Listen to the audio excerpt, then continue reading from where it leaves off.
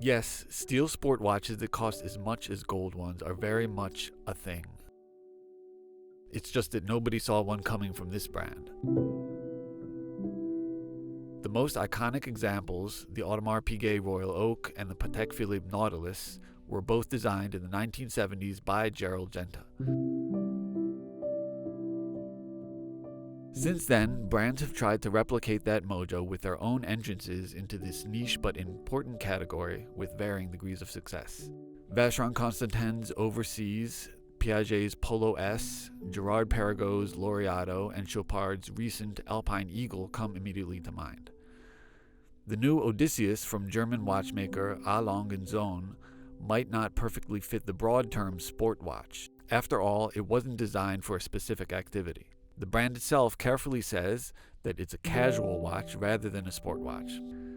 Fans, however, saw the relatively sporty Odysseus as a direct competition to sport watches like the Royal Oak and Nautilus. The watch is also seen as something of a departure for the brand for its formally styled, traditionally finished, and mostly leather-strapped watches. A. Lange Söhne makes watches almost exclusively using precious metals. This means collectors often disproportionately value these rare steel models for their novelty. Like Patek's Nautilus, the Odysseus stands out among A. Lange Söhne's collection for being serially produced in steel. It's also A. Lange Söhne's most water-resistant watch to date, featuring a screw-down crown and a depth rating of 100 meters, which means it's suitable for swimming. Another element that characterizes watches like the Royal Oak and Nautilus is an integrated steel bracelet. The bracelet here is yet another unusual feature for Lange, but it's not an integrated design in the sense that the case's lugs will only fit on proprietary straps. You could easily put it on a third-party strap. Lange doesn't want the Odysseus to be perceived as any less representative of its core philosophy and DNA than any other watch it makes. Indeed, characteristic refinement and a range of design cues tie it to other collections, and its movement is hand-finished to the same astonishing degree that all A. Lange Söhne watches are, from the simplest time-only watch up to the most complicated examples. A totally new movement also made the Odysseus notable.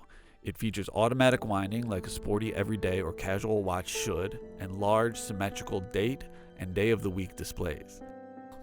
It can take time for controversial watches like this one to resonate and for the market to make a judgment on them. That was true of the Royal Oak and the Nautilus, as well as A. Lange Söhne's own most successful pieces, like the Lange 1 and the Zeitwerk. Time will tell if the Odysseus has the same degree of Lange magic. The brand's fans and collectors had apparently been calling for a more versatile watch than the delicate and dressy ones that make up the majority of A. Lange Söhne's offerings. The Odysseus seems to offer all this and costs $28,800.